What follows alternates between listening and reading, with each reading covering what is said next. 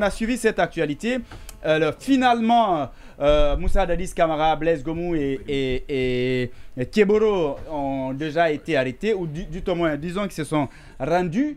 Mais est-ce que ça ne nous amène pas à comprendre que il y a un sérieux problème sécuritaire?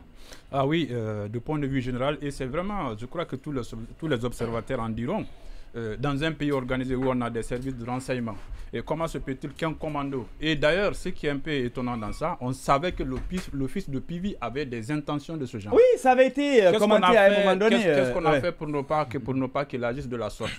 Et il faut craindre. Je crois qu'il y a 2 chars qui sont stockés, qui sont parqués là-bas. Oui, au niveau du pont 8 novembre. Pas au niveau même de la maison. Mais bien sûr, oui, comment est-ce qu'à 5h30 du matin, les gens peuvent rentrer? Il n'y a même pas eu de résistance au niveau de la porte. Il devrait y avoir de l'affrontement là d'abord, mais il n'y a pas eu de coup de feu. Sûrement, les gens dormaient, ils ronflaient sans problème. C'est sûr.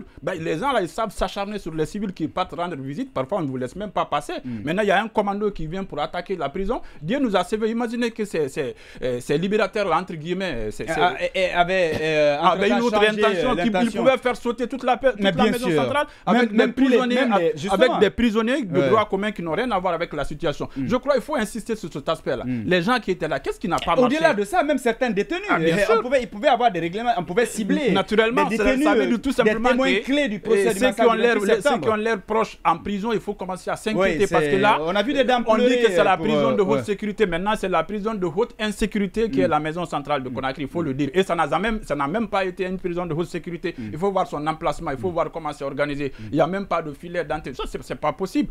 Au-delà de ça. Et d'ailleurs, toute évasion est spectaculaire partout dans le monde.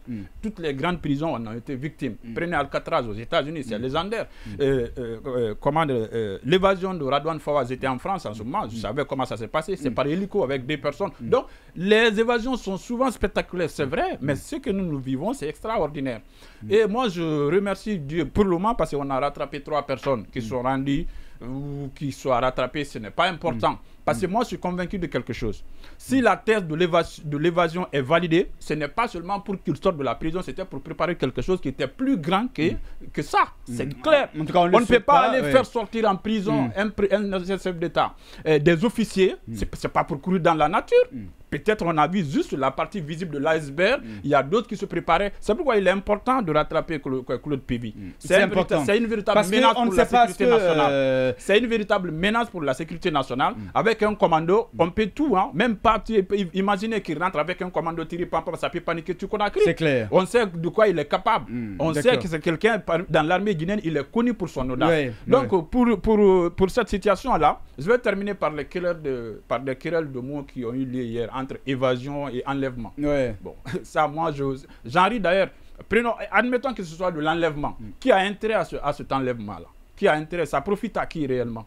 Ça peut être une stratégie, par exemple, organisée par des gens. Si ça marche, c'est l'évasion. Si ça ne marche pas, c'est enlèvement. C'est possible aussi. Comme tu as une ligne de défense. C'est ce jeu de mots. Ça peut être comme une ligne de défense. En tout cas, il faut s'inquiéter. Il faut qu'on s'inquiète de notre sécurité nationale.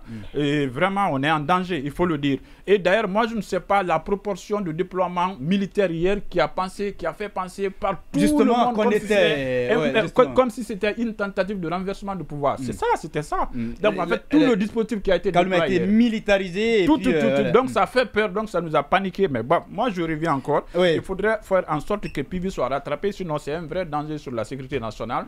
Et il faut que le procès aille à terme, c'est très important. Nous les victimes, on a besoin de ça. Il ne faut pas qu'on nous fasse distraire par des événements comme ça.